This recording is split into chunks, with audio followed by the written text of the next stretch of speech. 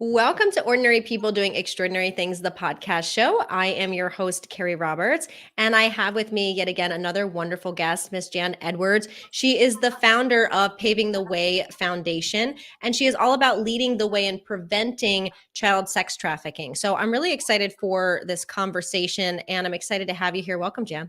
Thank you. Thank you so much for inviting me and having me have this conversation with you and your listeners. I appreciate it. Yes. So I want to start off with you first because you, for many years were in sales and marketing in an executive role. What made you say, I want to start this foundation and get into this space? Sure. It's funny when you look back at your life and you go, oh, this led to this led to this. This was one of those moments. So I left corporate America in 2009 and I did several startups. I'm a huge fan of entrepreneurs in the startup space. And I had the opportunity to go to the UN. There was an event called the Get Health Summit at the UN. This is several years after being out in the startup space. It's 2013. And it was all about what was happening in Africa. And, I'd been in corporate America for so long and in this little bubble. And then you learn about child soldiers and you learn about what's happening in the Congo and the people coming and taking the resources. And I'm starting to get angry. Like, what do you mean they're doing this to people? I just, because when you're in corporate America, you're in a little bubble, you're doing a little bubble. And you can read the news, but when you really hear it from the people, it's like, it's just different. So while I was at the conference, I met this extraordinary man. His name's Dr. Mahari. It's so funny. I have no idea if he gets emails or pinged on LinkedIn because I tell the same story, right? And so Dr. Mahari's everywhere and he has no idea. Or maybe he does. I don't know. Anyhow, how you meet people, and there are people listening and watching you tonight that when I'm about to say, they're like, I had that same experience too, and I am clear you have as well. When you've been at a conference or a meeting or a breakfast, and there's just something about a person, you're like, I got to go. I have to meet them. I Yes. have to talk more with them. Dr. Mahari was one of those people, and we exchanged cards, we exchanged texts, a few emails. I'm like, I can't wait to, speak with you. And he said, well, Jan, I'm planning a trip to Ethiopia. It's going to have to be when I come back. I'm like, great, not a problem. To have fun, take pictures. He sends me an email right back and says, do you want to go? And you were like, yes. It's not every day you get invited to go to Ethiopia, right? So I Yeah. never forget, I'm sitting with my mom and my daughter. I'm across from my mom. My daughter's next to me. And my mom, being a mom, you're not going, are you? She wants to keep her baby safe. My daughter, on the other hand, is like, you're going, right? And so I went. And it was the, second or third day in, and we were coming back from a very long day. If anyone that's listening has been on a mission trip, about you're just tapped out at the end of the day. All you want to do is take a shower, eat some food, and go to sleep. That's all you want to do. And I was in that space, and I was just looking out the window, and I saw two older men and two younger girls, and it just didn't feel right. That intuitive, something's off feeling? Yeah. So when I got to my sponsor's house, I shared with him what I saw, and he's like, oh, yeah, it's human trafficking. Like, hey, Carrie, let's grab a cup of coffee. Just very nonchalant. And I stared at him, blinking, I'm sure, thinking, I go, what are you talking about? Now, you got to get context. This was 2013. Mhm. R. Kelly hadn't happened. Epstein hadn't happened. Maxwell hadn't happened. Nobody was really talking about this. I looked at him and I said, what are you talking about? He said, Jan, Ethiopia has 4.5 million orphans. We're the number one source of human trafficking into the Middle East. Now, I remember sitting there, just as some of the people listening might be having the same experience, their heads spinning, thinking, what are you talking about? I said, hang on a second. I said, are you telling me people are selling people? Like, I couldn't wrap my head around it.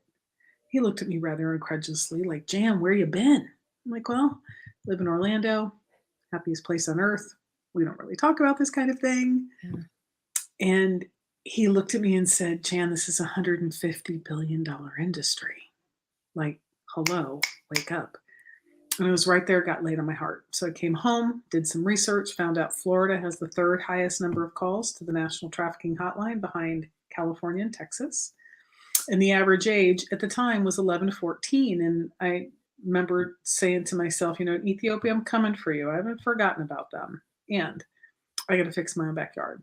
So I've really been on that quest for the past 8 years, 5 years out in the, I did a lot of research, market research ahead of time because I'm a business person, right? So you don't just take a product and toss it out into the world and pray it works. You do some research, and that's what we did. We did research for 2 years and took our curriculum out into the world, and we've now educated over 16,000 young people and their parents around the nation, quite frankly. And I am clear our curriculum has saved lives. Well, and that's impressive. That's really what it's all about, making that difference. I think, what's interesting is you're right. In the US, we tend to think, oh, it's not happening here, especially if you live in a fairly nice area, or I see it on the news and it's kind of pushed aside. But as you just said, there's more happening in the US than we may realize. Can you talk a little bit about, what is happening in the US, and, is that different than maybe what is happening elsewhere, or it's Sure. kind of the same thing? Uh, well, there's actually more labor trafficking than sex trafficking. Okay. And that mostly, not all, but mostly happens in developing countries. We have a lot of labor trafficking because of our agriculture. Okay. And not a lot of people talk about that. And the challenge around it is because there's a group here in Central Florida that works with, the refugees and labor trafficking and all of Mhm. that. And here's the challenging part, right? If I said to you, okay, Carrie, you, me, and 8 of our friends are going to live in a really hot trailer. We're going to work from 6 a.m. until 7 or 8 p.m. We might get 1 or 2 meals a day. We should get plenty of water, but that's your life. You and I'd be like, no, thank you. I'll pass. It's not livable working conditions or living conditions for me. Yeah. I'm a no. Well, when people come over from other countries, that is actually better off than how they were. So they don't have the experience of being abused or underserved, because if that's better than what they had it as, you can only imagine, right? Yeah. So labor traffickers don't know they're being trafficked. They're thinking this is better than it was. I guess this is as good as it gets, and they get to send some money back to their family, right? Um, Overseas, it's horrific, in particular with children. There's, they. I'm a huge fan of fair trade chocolate. What people don't know is most chocolate is harvested by children. So Mm. go do some investigation. I won't name names. I'm going to leave that up to your audience to go look up fair trade chocolate, see what the current largest chocolatiers are doing in the world, and then go find some people that are really having people's lives work while we get to eat the chocolate. Okay, that's just one example. As far as sex trafficking goes, because it's a little bit more heated and debated and quite frankly grosser, is why people talk about sex trafficking more than labor trafficking. And in the United States, we're the number one consumer of pornography and online child sexual abuse. So the numbers I like to give people, I'm committed that people really remember what we talk about. It's not just me talking, like they really do get it. And so I like to tell stories and give facts. So I'm going to give you 3 facts. I'm going to give you 3 numbers: 8, 10, and 21. Okay. It takes less than 8 days to groom and recruit a child online for them to send an inappropriate picture to a stranger. Less than 8 days. The average age of a child being groomed or recruited online is 10 to 13. So you're talking 4th or 5th grade that have this interstellar Yeah. device, and they're engaging in dialogue with adults asking for child sexual abuse material, and they send it. 21. The National Center for Missing and Exploited Children had over 21.7 million reports of child sexual abuse material last year, and that's up from the year before. And I'm not just talking nude pictures. I'm talking graphic sexual abuse, self-abuse, child on child abuse, like things we can't even fathom. 21.7 million. That's in the US. That was just last year. And that's probably what's known. That's what's reported. Right. Mhm. And the frightening part, Thorne, Ashton Kutcher and Demi Moore's group out of California, they do a lot of great research. They did some research about children sending inappropriate pictures. They're like, Mhm. it's no big deal, everybody's doing it. So the over sexualization of our children of the past, 10 to 15 years. I'm old enough to remember that Lucy and Desi slept in separate beds. They didn't show Lucy on TV when she was pregnant. Okay.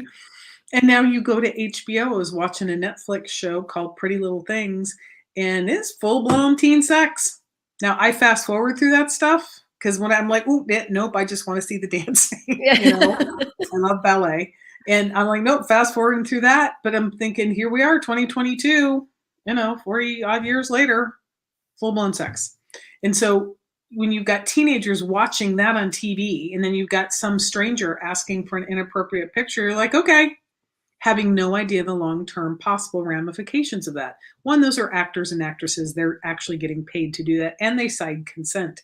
If you remember Sex in the City, you never saw Carrie's body parts because that was in Mhm. her contract. She was very clear. She was like, I'm not doing that. Right. And same thing with a couple of the other characters. The other characters like, yeah, whatever, I'll go totally nude, not a problem. Right. But that's their choice. Yeah. All right. There's a difference between being an adult and choosing to show your body or not versus a teen or a preteen whose prefrontal cortex, their decision maker in their brain, hasn't been fully developed yet. They get enticed over a period of time being told they're beautiful, they're smart, or they're handsome, or they're pretty, or they're this, or they're that, because everyone wants to hear that. And some stranger sends them a picture. They think they're interacting with a teenage boy or girl, and Yeah. they're asked for a picture back. And, they send it. And from that moment, the moment that first inappropriate picture sent, they've got them. The manipulation, the threats, the coercion will continue because what they want, what these predators want, is content. So they can buy, sell, and trade that picture online. And when we have this conversation with young people, it's really interesting to watch the brain, the brain starting to work, the neuronal patterns starting to alter, and they get mad. And that makes me very happy. I want them mad. I want them angry. And then I want them to turn that anger to action. Right. So then they can tell their friends, being like, dude, stop asking for those pictures and stop sending those pictures.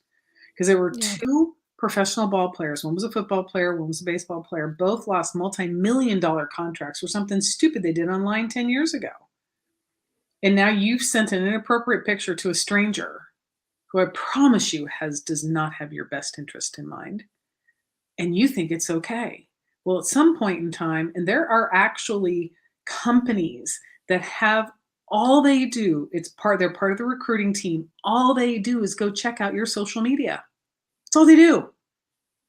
So all it takes is that one picture that you didn't mean to send that you sent. And now you're in a never-ending loop of either continually sending those pictures so someone can sell them, or you're going to have to face the music and have a conversation with your parents. Now, here's the thing. What most kids don't know is it's illegal. What's being done to them, it's not their fault. It's not their fault. And so for parents to be able to have this kind of conversation with their kids and for the kids to be able to get, they've been tricked, they've been manipulated, and there's what there is to be embarrassed about is the picture, right? I can get it. I'm with them. Mhm. That there's no shame about it because you didn't know.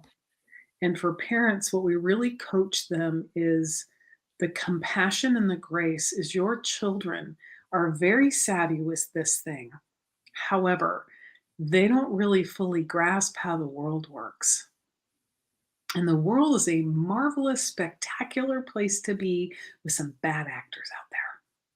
And those bad actors want your pictures. So if something ever happens to your child, right, we've got a great parent toolkit on our website, and we actually guide the parents kind of the questions to ask so you can start to open that space up. And once that space is opened up, and once your child feels safe that they can come have this conversation, once they say, mom, dad, Remember that thing we talked about a couple of weeks ago? And as a parent, your brain's going to go, which thing? Because we talked about a lot of things. Right. Right? And you're going to smile and go, sure, honey, because you just want to give them a safe space. Right. And they're going to go, well, I sent a picture to a guy and now he's asking for more and I don't know what to do. Right. They're going to be fidgeting. They're not going to be able to look at you in the eye. They'll probably be upset and crying because they know. Right? They were too embarrassed to come tell you. The last thing they want to do is disappoint you. And what we coach kids is, I said, first of all, you're going to have to give your parents a little space and grace because they're human. Believe it or not, they have feelings too, and and their job's to protect you. And when someone's trying to mess with their kid, they might get angry. Be clear, they're not angry at you. They're angry at this person who's taking advantage of you. Yeah. So just give them some space and grace, right? For parents, what we coach them is I said, you're going to have to take a deep breath because your first instinct is to go hunt that person down and hurt them. Okay. Yeah. I get it. Not a problem. I get it. I really do get it. Leave that for the police. Okay. And I said, the next words out of your mouth are everything. It could have your child zig versus zag. And it's super simple. Just take a deep breath and go, honey, thank you so much for telling me this. We're going to work it out and take care of it. I got your back. Neutral face, neutral tone, neutral body language, as challenging practice if you have to, because that 3 seconds can save a child's life or drive them into the arms of this predator. And I just want to go back for a second because you're talking a lot about the parents and I think about, the responsibilities of the school. And I don't know how they teach sex ed now, but it was, the stuff that they taught way back when it was very generic. Like nobody wanted to talk about anything, but you would think like, this is the stuff to talk about. You know what I mean? To say, this is why you don't do this, or this is what you need to be checking, like kids are going to be kids or people are going to be people. But like, is there a responsibility you think on the school, or is it something that, no, this needs to be through parents and programs like what you do is where it kind of helps? well, I think there's a responsibility for any adult, quite frankly. And the space inside schools, Florida Governor DeSantis signed a bill last July requiring all schools to teach human trafficking awareness and prevention K through 12. That's Okay. great. K through Now, 12. That's mhm. that's now really then, good. That's about young. now then, uh, I don't know, no school online, and everything else that our children have been dealing with. It's been a challenge to teach reading, writing, and arithmetic, let alone this topic. I think next fall you'll start to see some different implications, but just like with reports of abuse, those dropped the 12 months kids weren't in school because the reporters, who happen to be teachers, educators, counselors, coaches, didn't have eyes on their kids. So I think there's an opportunity for schools to be that bridge because not every child has a great household. My favorite place, my favorite group of human beings to talk to are Title I middle school kids. People think I'm nuts. However, their brains are developed enough to understand this complex conversation, and their hearts are there. They have empathy. They don't want their friends to feel this way. Yeah. So for me, it's a perfect age. They're generally the kids in the middle. So they have an older sibling they can teach. They have a younger sibling they can help coach. Right. So it's really a great age for them to begin to have this conversation. And I'll tell you what, Carrie, they get it. They so get it. That's why I love middle schoolers. High schoolers, something happens to their brain, and maybe seniors, okay. And then back to college kids. However, the thing about the schools taking responsibility, you say the word sex and people freak out. It's like, well, how do you think you got here? Right. Yeah, and because we've got this Puritan slash, bad boy, bad girl, good boy, good girl thing conversation going on. Sex is a natural part of life. It's in the Bible. Yeah. God talks about it, right? And abstinence is not the answer. However, teaching responsibility and the impact that sex has on an individual is empowering to someone. that I was that mom that had that conversation with my daughter and all of her friends. And one of the things we talked about, I said, look, I said, these boys that are in your high school, I said, they may profess love. Be clear. They're a walking hormone and they want one thing and one thing only. And it's not personal. It's just not Yeah. personal. They're designed to procreate. We're designed to stir the home fires. It's the great cosmic joke. But you've got to be responsible for it. And that's kind of we have similar, not that conversation, but we have similar conversations with young people about the pictures and about all of that. Is it's and the challenging piece, I think, Carrie, is because we're not talking about it with our children. Look, my mom drew pictures, right? I still didn't fully grasp it, but I got it a little later. I had the conversation with my daughter, and we still continued the conversation as she got older. Is we can't not talk about it. And Agreed. when you look at our children are looking to pornography to figure out how to Hmm. do this thing called sex, well, then we failed our children because that's not real either. Yeah, and it's interesting. I've had a few people on this show over the years tell their personal story of abuse, and really a deep conversation. All of them had talked about, why is this not taught, when you're young? Because it happened, sexual abuse when they were 5, 6, 7, 8. Mm-hmm. You're not thinking at 5 years old like what to do, and Oh, having those conversations of know your bodies for yourself and like when you're certain ages. mm-hmm. So yeah, I agree. It should be definitely talked about more. It's good to hear that Florida's making that change, K through Mm-hmm. 12, and I hope more do as well. Is there, if we're an adult and we're seeing someone, whether it's our child or someone else, are there signs to look for that maybe signal this might be something that's inappropriate? Sure. This might be something that's human trafficking. And if so, what do you do? So, what are the Sure. signs and what can you do? Sure. So the there's a couple of challenges here. So there's Mhm. internal and external. Okay. And do you remember being a teenager? I remember Yes. being a teenager. I still feel like a teenager, and then I look at how they are and what they Yeah. do. I'm like, oh, totally different. You're angsty. Your Yeah. body's changing. First, you have no hair, then you have hair. You didn't smell, and now you smell. You had nothing here, and now you're angsty. Okay. Yes. You're Lots of emotions. embarrassed. You don't want to talk to anybody about anything because it's embarrassing, right? Yep. And predators know this. That's why they go after our teens and our preteens. Okay. And so for parents, I can't reiterate this enough. You got to get to know your kids. You can't just hand them your cell phone and say, play a game. I'm sorry. I'm sorry. That's not parenting. It's not. You've got to spend time with your kids. And look, there are dozens of things you can go do with your kids that don't involve a cell phone, a laptop, or a TV. And even if it's for 30 or 40 minutes a night, going for a walk, doing chalk art, whatever that is, so you can start to really get your child's gauges, right? And once you have those and they're off, that's when you as a parent can go, okay, normally on Fridays, she cannot wait to go out with her friends.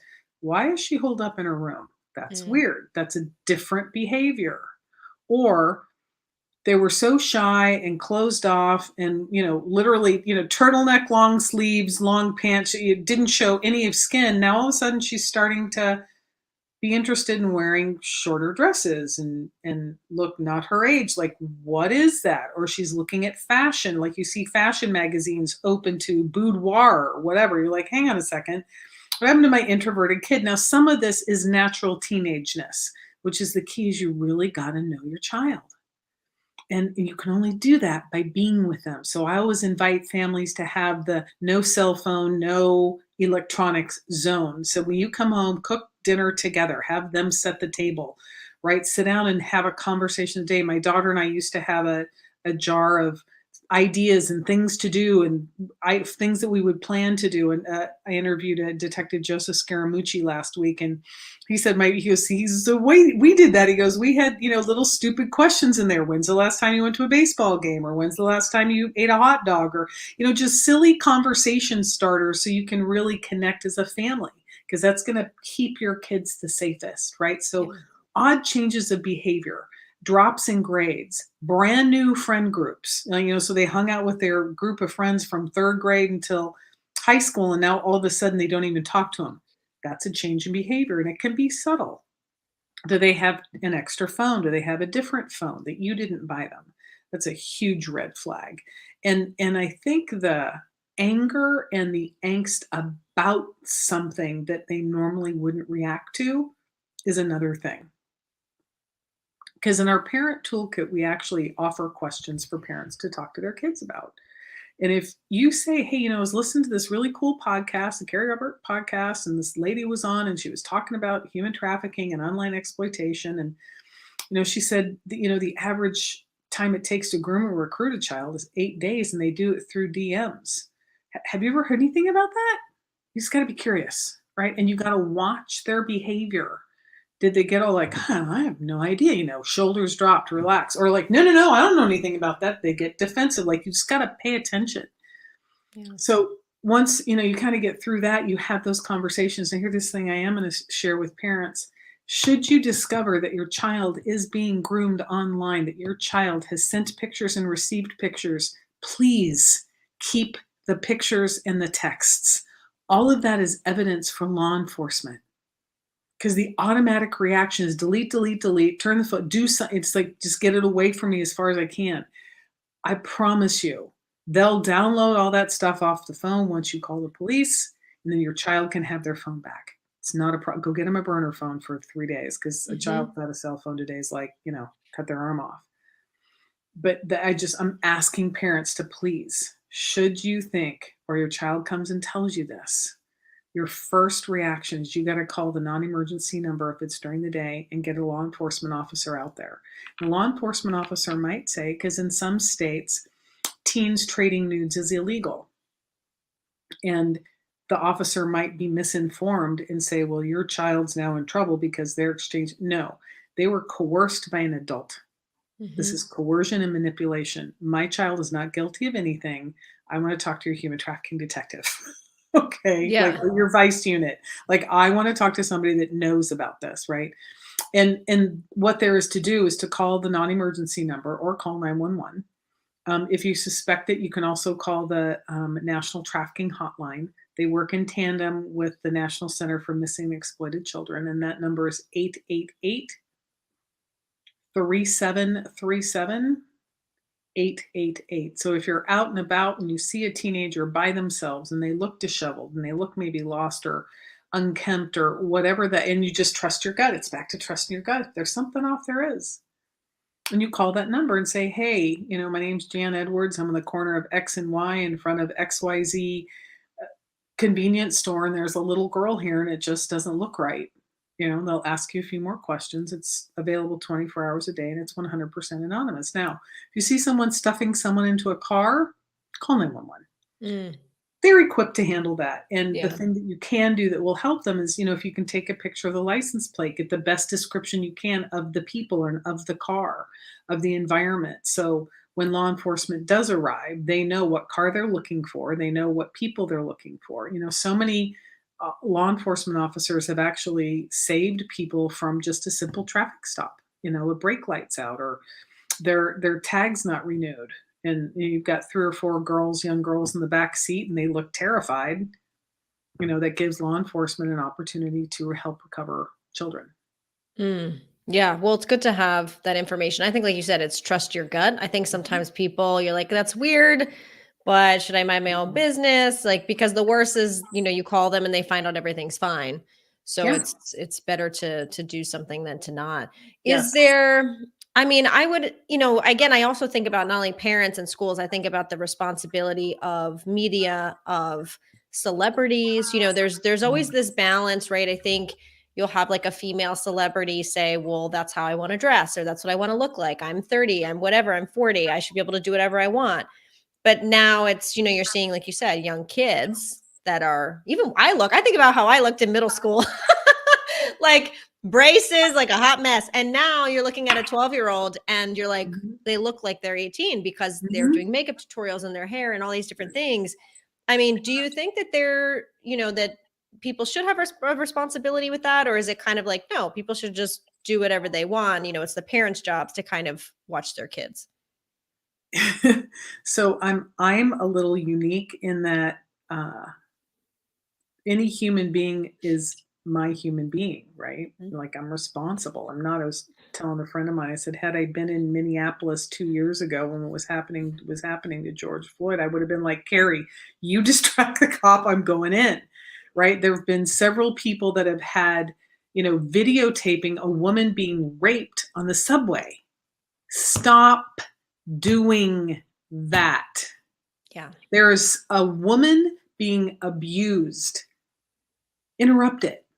It's Yeah. okay. There's laws now that protect you, right? Remember they used to be that CPR thing that if you tried to save someone's life and they died, their family, just so crazy. I mean, their family would come back and attempt to sue you. It's like, hang on, I just tried to save your dad's life. Now you're going to sue me? What is Yeah. that about? Yeah. That doesn't exist anymore. You can't do that. If it's called the Good Samaritan Law. Same thing. This isn't a video world. Stop being a bystander to someone being harmed. It's just not okay. Now look, call 911, right? That you're seeing something, but I'm not going to stand by. We can no longer be bystanders. I'm not going to stand by and watch another human being be harmed. I was in LA for some Super Bowl stuff, and I was sitting in the lobby having my dinner, and I heard this loud smack, and I'm thinking it was two people high-fiving, right? Because it's Super Bowl, sports. I look over, and there are two girls going down at like fists and knives and hair and in the lobby of a beautiful hotel on the hard, and I'm literally, at first my brain was like, is this really happening? And I literally set my fork down because I was about to get up. And luckily the bouncer came in, and it's a big burly guy, and pulled him apart. But people are just stood around watching. No, I'm a no. I'm just a no for that. And no, I'm not trained. I'm not law enforcement. I'm not, but I just watching other people harm each other. I can't watch boxing. Same thing, like college boxing, because there's points and they have helmets. But I just can't watch it. I don't like MMA and all that other. I just can't. I can't be with another human being intentionally harming another person. I can't. That's me. Yeah. What I want you to do, right? Those that Mhm. are listening, is call 911, right? Take an action to interrupt them going, hey man, what are you doing? And if some guy's raping a woman, stop that. You got to interrupt it. There's, look, the 9/11, the flight 35, I think it was, that, ended up all over they were like, well, this isn't okay. We're not going to stand idly by and have these guys take this plane and hurl it into some US building. We are not going to do that. Yeah. That's the level of thinking for us to have, and it's been diminished over the past 2 years because we've been petrified about our own shadows, and it's time for us to take our power back and to be what our founding fathers designed us to be, which is the light of the world, right? So be the light of your world wherever you are. And I think, to your point about media, yes, there's a responsibility, right? Kids mimic everything. Mm-hmm. And as a parent, it's my job to help my child disseminate truth and reality versus the fantasy world of television and video games, and that's great conversation for parents and older siblings and aunties and uncles and grandmas and grandpas to have with the children in their life. I used to read, of course, fairy tales to my daughter, and Cinderella, my favorite one. I'd close and I'd say, by the way, there is no handsome prince that's coming to save you. You're going to have to work this out in your life. Now, you want a handsome prince alongside you? Absolutely. There's a distinction. Yeah. This is the reality, right? Is there's no one coming to rescue you. You have to, be capable of rescuing yourself and standing alongside someone. And so there's that fantasy pieces. I think we all want to be rescued, and we all want to, and the over sexualization of our children too. That's why these women are dressing particularly the way they're dressing, is that's what they think is going to work. Yeah. And there's two great documentaries I invite people to go watch. One is called Miss, MISS, Representation. And the other, it's a front side of the coin, back side of the coin. The other is The Mask You Live In. And misrepresentation is about the commoditization of women and how we got to where we are right now. And if you look at all the advertising, all the media, there's a lot of female, dominance over women. And the mask you live in talks about the emasculation of men, that you're allowed to emotions, anger or happy, everything in between. Mm. You're a girl. You being emotional as a girl. Don't cry like a girl. Don't throw like a girl. Don't run like a girl. So by the time they hit puberty, it's don't blank like a girl. So girls must be bad. I don't want to be a girl. So now I'm objectifying this person. And then I see my first soft porn video, and I think that's how it's supposed to be. I get my first girlfriend. She's thinking, well, I'm supposed to have the boy, so I guess I have to dress a certain way and act a certain way because you got to have a guy, right? And then you've got the boy going, well, I think this is what I'm supposed to do. And so you've got this boy being abusive to a girl, and the girl thinking that's what she has to do to get a boy. Mm-hmm. It's not how it really works. And like you said, there's just not enough people talking about that and having that conversation, Yep. even adult to adult, Yes. saying, that's not the way something is done, or that's not how I like this, or, again, consent overall. Look, But consent behind closed doors, everybody's agreed upon. No one gets hurt intentionally. right. Have a good time. Right. Totally different. Adults. All about consent. But with kids, but if you're it's dealing crazy. with children, remember, this isn't fully cooked yet. Prefrontal cortex not done. So I think there's a huge impact, and that's and quite frankly, big tech too, and social media. We're right now currently working on a piece of legislation called the Earn It Act. And it does several things. It holds big tech accountable for taking down CSAM as soon as they find it and post it and somebody says something about it. The second is it gives survivors an opportunity to hold them accountable, liably, whether it's legally, whether it's a civil or criminal. And lastly, it's about creating a commission of both technology companies and survivors to really help create a path for us to move forward. Because when the CDA 230 was created in 1996, we didn't know the world was going to look like this. Right? We really didn't know. And as we look into metaverse and all these virtual Web 3.0. It is craziness. Well, there's so much here, and you have the documentary, you do a lot of workshops. If people want to learn more about anything we're talking about, they want to connect with you, where's the best place to do that? They can go to pavingthewayfoundation.org. We have dozens of resources on that website. We've got our parent toolkit. We have our teen tech talk. So it talks about the apps for teens to look out for and recruitment tactics that they use. We have a couple of pretty cool videos on there. We've got links to our YouTube channel where we've got all of our parent tech talks on there. So there's resource on top of resource on top of resource for people to be able to weave through it on their own pace. And if they, like I said, we love talking to middle schoolers. We love coming and talking to young people. So if you're a parent or a teacher and you're hearing this and you're like, I'd love to learn more about that, just, find us on pavingthewayfoundation.org, drop us an email, and we'll reach out and connect with you. We would love to come talk to your kids. Perfect. And the last question I like to ask all of my guests, Jan, is what is one word or quote or mantra that you try to live by every single day? Personally, it would be carpe diem. Seize the day. Professionally, I have been called a disruptor, and yes, I have zero problem with that. That disruptors bring change, which brings good things. So absolutely. I am all on board with that. I appreciate you, Jan, and all the work that you have done, you continue to do. This is such an important topic, and you just bring light and helping save people's lives and be more informed. So I appreciate you being here, and thank you so much. Carrie, thank you so much for inviting me and allowing me to share this knowledge with your listeners. Appreciate it.